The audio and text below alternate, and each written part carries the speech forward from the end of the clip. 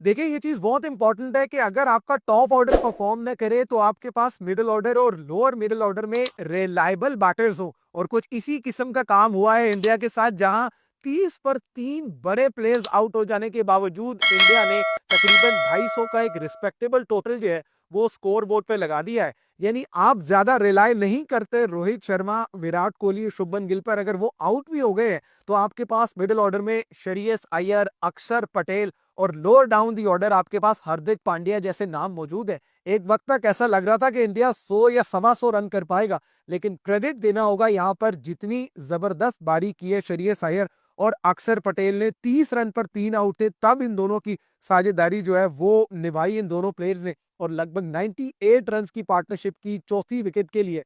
और इंडिया एक बड़े क्राउड के सामने ऑब्वियसली अंडर प्रेशर था।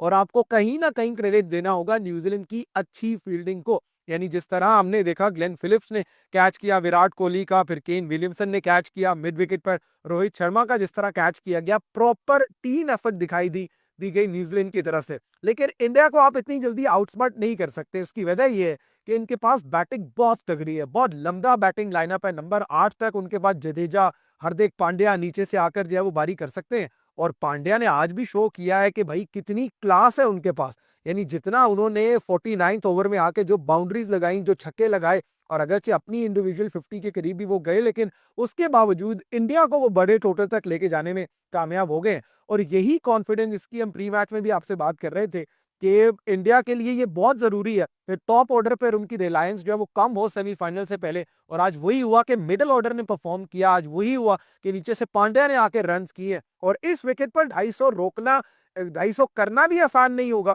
और 250 रोकने के लिए तो इंडिया के पास 3 स्पिनर्स हैं। तो यू शुड बी सरप्राइज कि अगर इंडिया ये टारगेट जो है वो डिफेंड करने में कामयाब हो जाएगी, क्योंकि बॉलिंग अटैक बहुत तगड़ा है।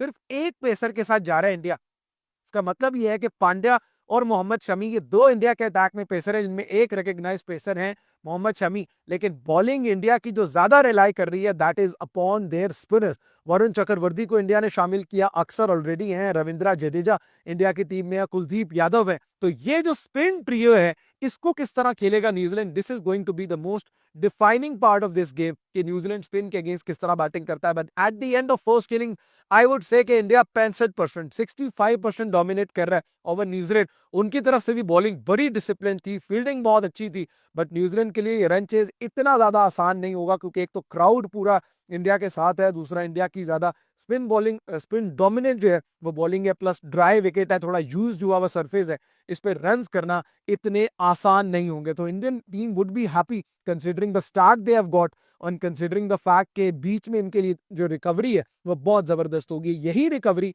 एक हफ्ता पहले पाकिस्तान ने भी मिस आउट की थी इंडिया के अगेंस्ट, कि आप अगर इसी तरह रिकवर करते, लोअर ऑर्डर आपका रन करता, तो आप भी 260 270 तक पहुंच सकते थे। But we are all in for N